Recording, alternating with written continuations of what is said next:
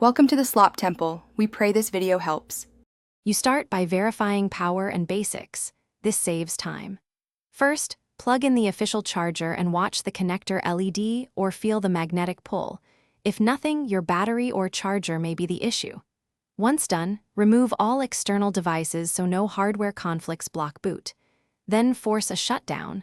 Hold power for 10 seconds, wait 3 seconds, and press power again. This clears transient faults and can revive a black screen caused by a hung firmware or OS process.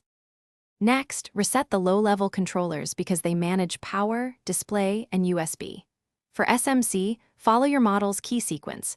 If unsure, unplug power and wait 15 seconds before reconnecting. This reinitializes the power controller.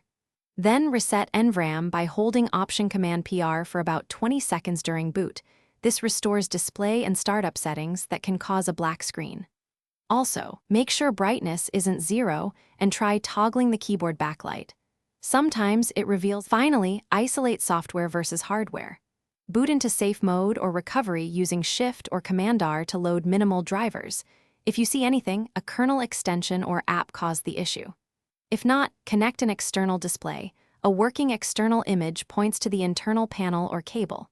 Once you've tried those, note any startup tones, fan behavior, and status LEDs because they guide diagnostics.